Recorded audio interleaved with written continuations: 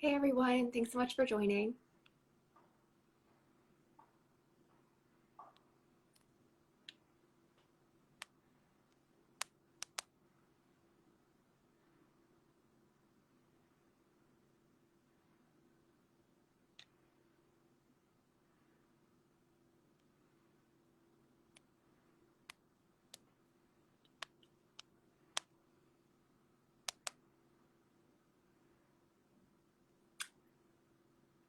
Hey everyone.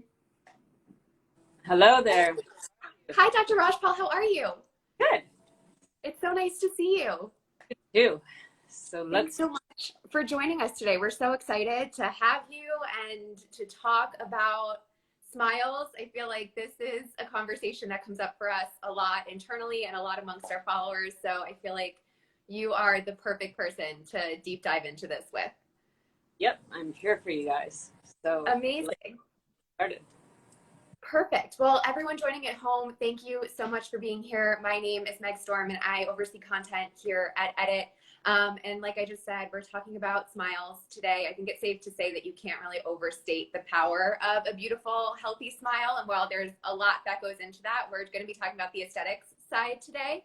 And we are joined by really a true expert in this field, Dr. Anjali Rajpal. She is a cosmetic dentist and the founder of Beverly Hills Dental Arts in Beverly Hills.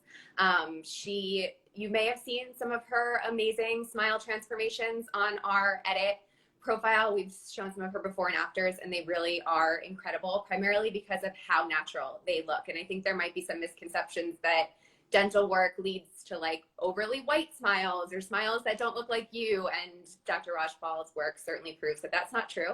And she's going to kind of talk us through all of that today. But Dr. Rajpal, would you mind kind of introducing yourself as we get started? Sure. Is it? Hold on.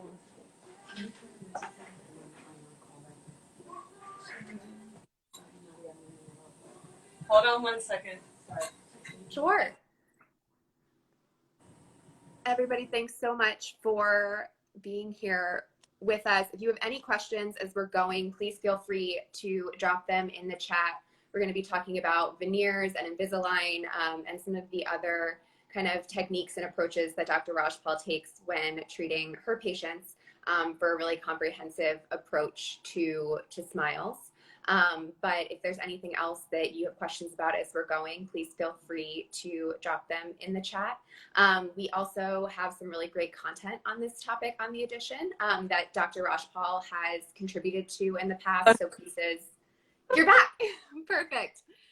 So Dr. Rajpal, Sorry about all good. Would you mind just kind of introducing yourself to kick us off? Sure. So I am a cosmetic dentist in Beverly Hills. I specialize in smile makeovers, a lot of Invisalign, veneers, all of that. And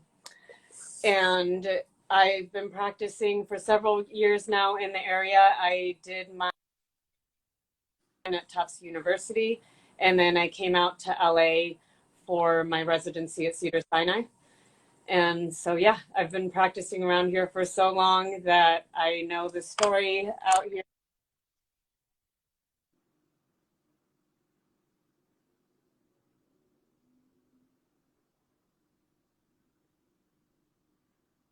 It looks like we might be having a little trouble with her connection.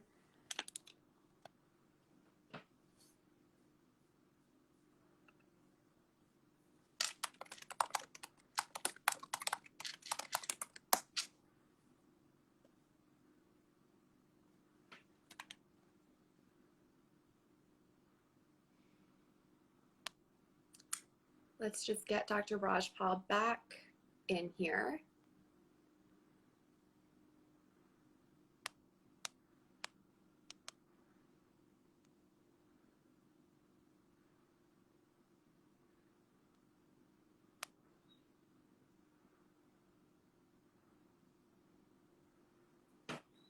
And while we're waiting for Dr. Rajpal to join back on, like I was saying a little bit earlier, we have some really great content on this topic on... I'm so sorry. No, you're good. You're back. I don't know what's going on here. All Okay. good. So you have been practicing in the Beverly Hills area for pretty much most of your career, right? Yeah, so this is my neighborhood. I'm used to the whole style out here. I know what kind of smiles people are looking for.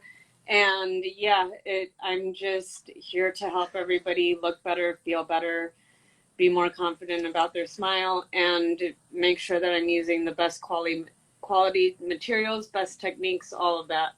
So yeah, we're always staying up to date with everything and making sure all of you guys are getting the best possible treatment. Amazing. Well, you have lots of fans in our comment section because everyone's saying you're the best dentist they've ever had, and I'm not surprised to hear that. So to start, can you kind of talk to us about how the smile fits into the face as a whole and what you're kind of looking at when someone comes into you and says that, you know, there's something that they're concerned about with their smile, whether it has to do with their lips or their teeth, or how do you kind of take that overall look at facial harmony as it relates to the smile? So I have an artistic background a bit, so whenever I'm looking at a face, I can kind of use my own subjective analysis to see what are their facial features like, what kind of style of teeth would actually suit their face, Yep. and flow with everything overall. So a natural face will always have a little bit of asymmetry, and same with the teeth that were made for us through nature. So everything will have a slight amount of asymmetry, but it's the beauty of that asymmetry that actually makes everything flow together and makes the smile look natural and beautiful. So when I'm designing a smile, I kind of look at the shape of their face, the overall look, and just try to figure out how wide should their teeth be, what kind of proportion should they be. And also I have to not only look at the lines in the face with the eyes, the nose, the forehead, the middle of the face, but we also look at the positioning of the lips. And you want to make sure that the upper teeth follow the curvature of the lower lip. Okay. So designing the teeth, we make sure that everything flows together that way. And then we also see how the upper lip looks to make sure that the lips are perfectly framing the teeth. Because if I'm designing a beautiful artistic piece with their teeth, I need to make sure that the frame is framing them beautifully as well so that they can actually look as beautiful as possible. No, and I love the use of the word frame because we did an article with you recently on the EDIT platform kind of about the way fillers and some of these other things that people are doing to their lips might be distorting their smile to some degree. And you really kind of went back to basics of, you know, your lips are really framing your smile as a whole. And I think that that's maybe something that people don't always think about. But do you, for people who might be getting lip fillers or lip lifts or altering their lips in some way, does that kind of change your approach in some cases to how you look at the teeth? Yeah, of course, everything needs to be in balance. Yeah. So Botox and fillers are a great complement to whatever I'm doing, but in balance. Right. You don't want to overdo it because then it'll throw off the way that the teeth look. Because if you do too much filler or too much Botox, then you might drop the lip down too much and then you actually won't see any teeth. Right. So the thing I do is not even visible. Yep. So you want to make sure that you don't overdo it so that you can still see the edges of the teeth even when the lip is at rest, because that means that you have a youthful smile. Okay. And you're actually, you have a more proportionate length, because the younger you are, the longer your teeth are usually, because that means you haven't been wearing them down through the years. Okay. Unfortunately, a lot of my patients who are really young in their 20s and 30s, they're grinding their teeth so much that you actually see the amount of wear that you might see in a 50 or 60-year-old. Wow. So you will have to add length back for them so that, yes, we see the natural length of their teeth again, and once again, so that you actually see the teeth when their lips are at rest. Yep. That's incredible that it's that much damage being done at such an early age from a grinding perspective. Yeah, very common. So many of my patients grind their teeth. I mean, tons of them do. So that's why I really am focused on making sure that their teeth are lasting them well through the years. So whether I'm doing bonding or veneers or Invisalign, whatever I'm doing to protect the edges, I would rather them wear down any bonding material that I put on or have them grind on the Invisalign trays or a night guard, because at least they're wearing those materials down and they're not actually wearing down their natural teeth. So I just prefer to do something to protect them so that when they are in their 50s or 60s, that they still have a youthful look. Yeah, for sure. And have teeth left. Yeah, no, that makes a lot of sense. And so kind of speaking of those three kind of modalities, I know for you kind of that combination or either or depending on the patient of veneers, Invisalign, and bonding really are some of your go-to tools for a natural looking smile. So can you kind of talk through the benefits of those individually and then kind of sometimes how you use them more comprehensively? Sure. So my goal is to make sure that the teeth are positioned in their best, ideal, most functional position so that they last years and years and years. I want to minimize any extra stress on any teeth so that they don't get damaged through the years. They're not subject to wear or fracture, more prone to decay. So in order to do that, I have to make sure that all the teeth are perfectly in balance so that the ones that are supposed to be getting the stress when they're closed, when your mouth is closed, it is ideally just on your back teeth. I have a lot of patients that come to me that will be hitting on a couple front teeth, or they might even be edge to edge with their bite. Your upper teeth are actually supposed to fit over your lower teeth like the lid of a box. They're not supposed to rest right on top of each other. So I'll have patients come to me ready to jump in and do veneers, but their teeth are edge to edge. And I tell them, if I do that, your veneers are going to break. Yep. I won't be able to make them the correct length. And it's just pointless because, yeah, we'll save time now by jumping into them, but they're not going to last through the years. So I'm very long-term minded. I want to make sure that whatever I do is in the best interest of my patients so that whatever restorations we place will stay there through the years. So in those kind of cases, I will need to place the teeth in their correct position first, which is why it's line first. And sometimes it'll just take a couple months. It'll be a quick 3 or 4 months. So yes, you'll delay the veneer placement a little bit, but in the long term, it's such a smarter way to go. So we'll use the and put the teeth where they belong, make sure that everything is in balance, and then we'll place the veneers, which is not only better in terms of stress on the teeth, but when I'm preparing the veneers, I will be able to prepare them more conservatively because you always have to take off a tiny bit from the front of the tooth and a little bit on the edge so that you can seat the veneer and not have it look bulky. But if some teeth are too far forward, some teeth are too far back, or some are rotated, then whatever's sticking out, I would actually have to reduce more, which is not great for the patient because one, like I said, my patient population is very young. I don't want to be trimming extra tooth structure if I don't need to. So I would much rather place them in the right place. That way all of the teeth just have a tiny bit removed and it's just much more conservative overall. For sure. And when it comes to Invisalign, I know from friends of mine, they get like a little, not put off, but just concerned about like the compliance piece of it. How diligent do you need to be about wearing the trays and making sure that you're kind of following through on that commitment element in order to get the results that you need? Very compliant.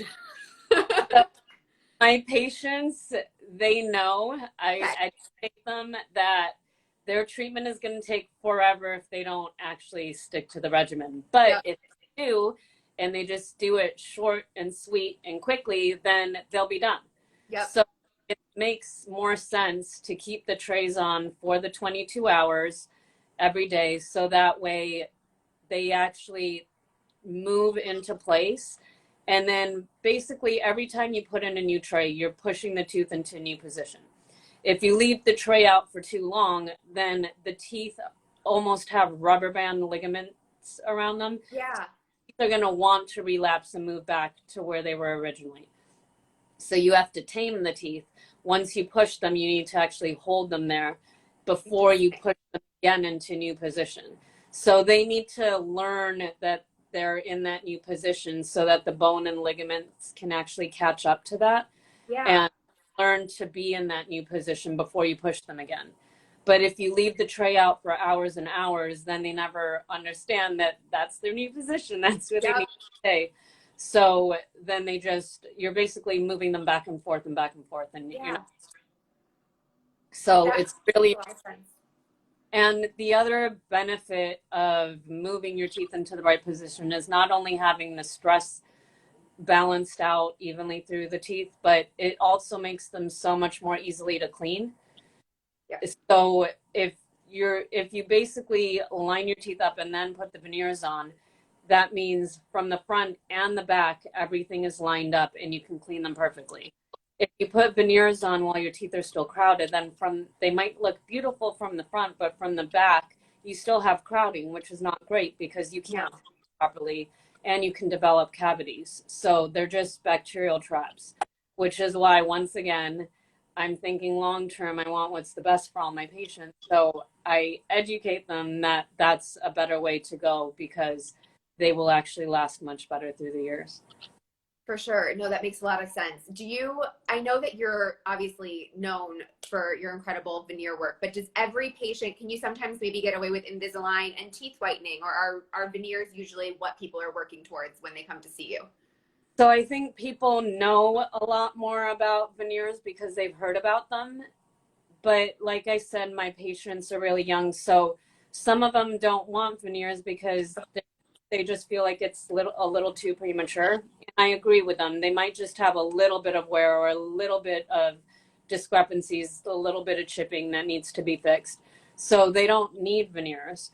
Or they might have flared teeth and they think that, oh, my smile doesn't look right, so I need veneers. But once we do Invisalign and do teeth whitening and then maybe just a touch of bonding, it looks like they have a brand new smile. I mean, whiter teeth, their edges look perfect. So they don't really need veneers. So if they have a lot of healthy, solid tooth structure, they don't have discoloration, they don't have a lot of decay, there's basically no real need for the veneers. They just need minor things to correct them, and they can have a whole new look that way. Then they're completely satisfied with their new smile, and they're actually in a much healthier position as well.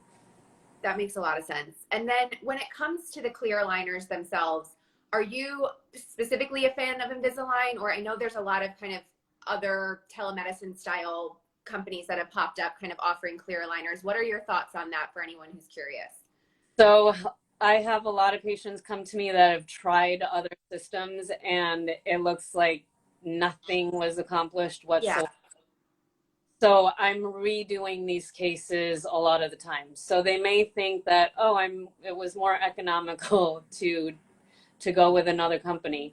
But it isn't, because if you don't accomplish anything and you have to do the whole case, then it ends up being an even bigger expense. So it makes more sense to do it right with a product that I know works. Yep. There's a bunch of different modalities that Invisalign incorporates that the other systems don't.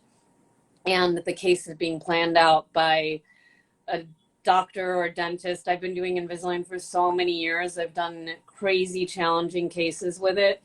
Cases that a lot of orthodontists would say would take 2.5, 3 years to do, and done in like 6 months, because I know how to work with the system and in its most efficient way. So I've been getting great results doing some really crazy, challenging cases with it. And so because I've done all these cases, I know that it's a reliable system. So I feel comfortable using it. Okay.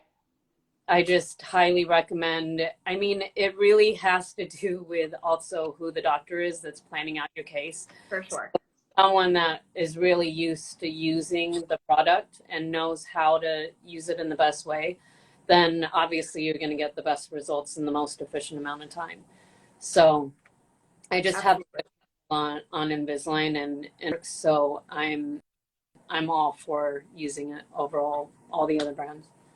Yeah, no, for sure. And to your point about finding an expert or finding someone like yourself who just really knows how to use it and can use it properly and get you the best results. I believe we had a question about kind of specifically about a class 3 underbite and whether or not that's something that Invisalign is able to correct. I know obviously it would probably depend on the patient, but is that something that might be achievable or to correct with Invisalign?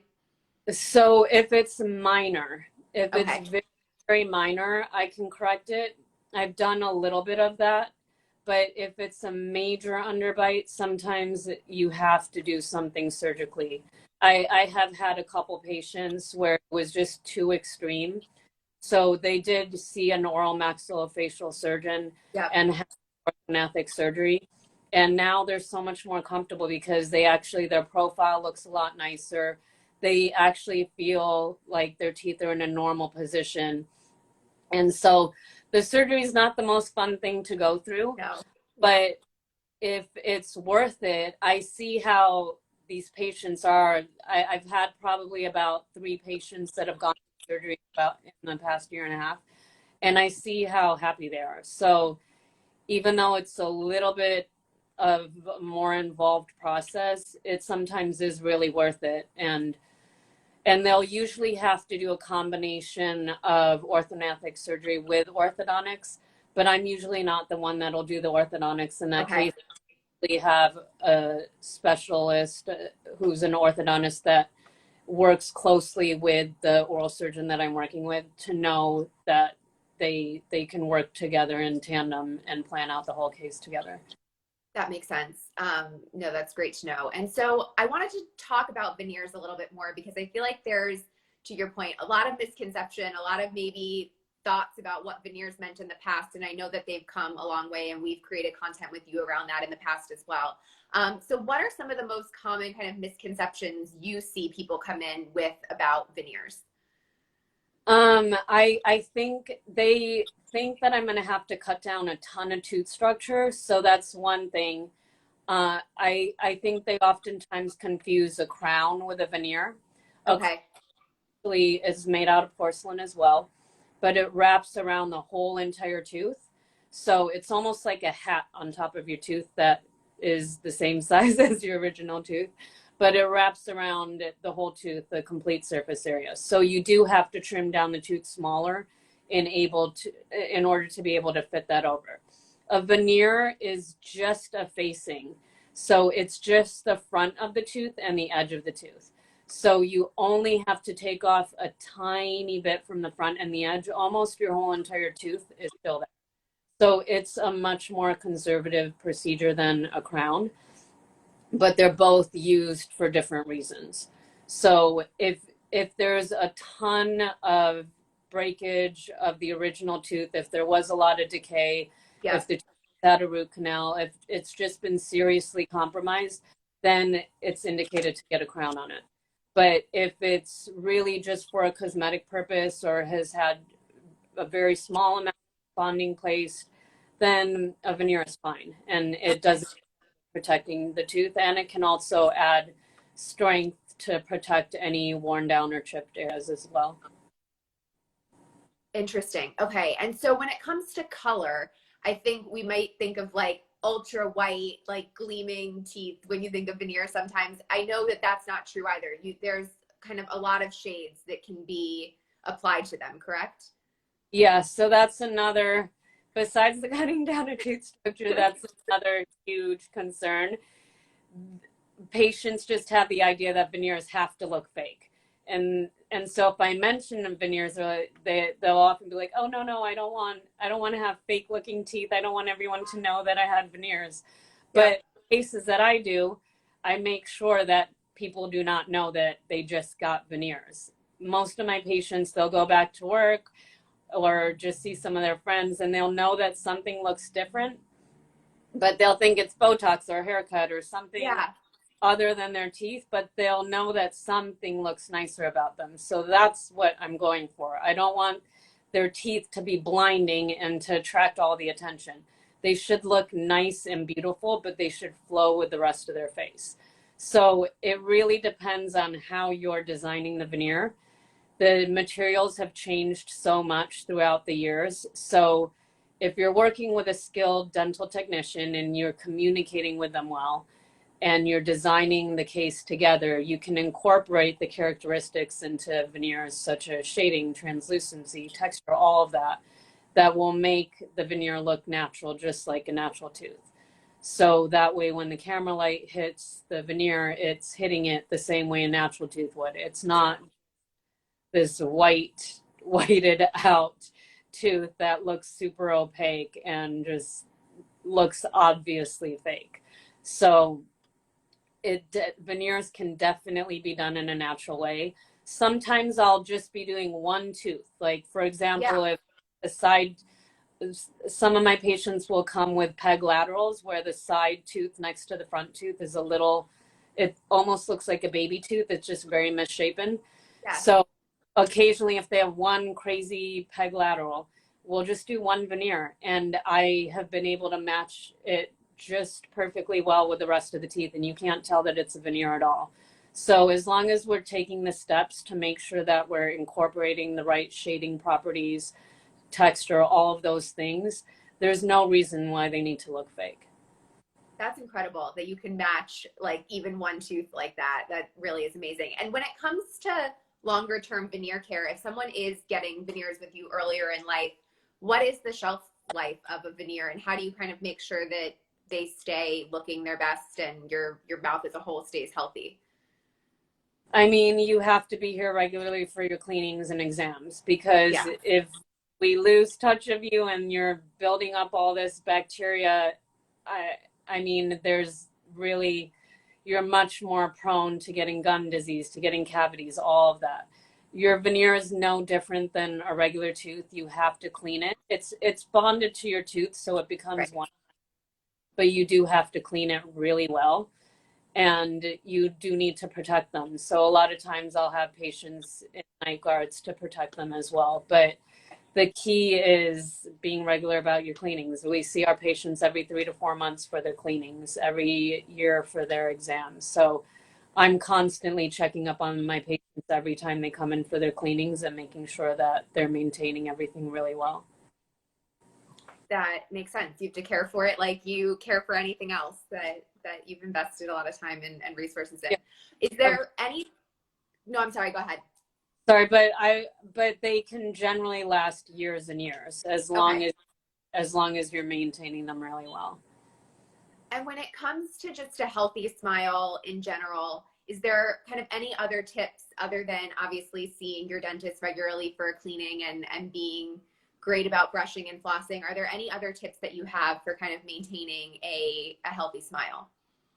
So for every patient whose teeth we clean, we see what kind of hygiene regimen they actually need because some of my patients will have gum loss and they'll have black triangles, which is a little bit of space between the contact point and the gums. So their cleaning regimen is going to be a little bit different than a regular person who has the gums filling in the contact completely. So they might really need to be using a water pick or a power flosser or something to try to get in those areas and flush everything out beyond just using a toothbrush and floss. But really the mechanical motion of brushing and flossing is what you need to do to remove plaque from your teeth. So the toothpaste is only so important. It's more your brushing technique and making sure you're doing that at least twice a day, that you're getting between your teeth with the floss. Adding a water pick in or anything else, a regular mouthwash, those are all definitely beneficial. Okay. The key is the mechanical removal and making sure that you're using a technique that's removing the plaque efficiently and completely every day, because that's the real deal of keeping your gums healthy and preventing yourself from getting cavities. And also your diet is so important. If you're drinking a lot of soda or eating a lot of processed foods, anything that is super acidic or very processed, all of those things are prone to breaking down your tooth structure and just weakening your immune system in general. So obviously, the healthier you are eating green leafy vegetables, as you know, fruits, vegetables, a balanced diet, making sure you're getting your calcium, all of that. You just want to make sure that your diet is very balanced so that your immune system is as strong as possible, and so that you're less prone to wearing down your teeth or getting decay as well. That makes sense. And it's all the same tips. You just want to be healthy in general. So I feel like your smile is an added bonus to that. Of course. That's amazing. Well, Dr. Rajpal, this was so interesting, and we so appreciate you taking the time to be with us today. For anyone who missed part of this, we're going to be saving it to our videos and sharing it, so you'll be able to rewatch the whole thing. If you are interested in seeing Dr. Rajpal's work, you can follow her on Instagram at Beverly Hills Dental Arts. She posts amazing before and afters, and I feel like I want to come to Beverly Hills just to see you, for you to work your magic on me. So thank you again for this, and we'll see everybody soon. All right. Thank you, guys. Bye, guys. Bye.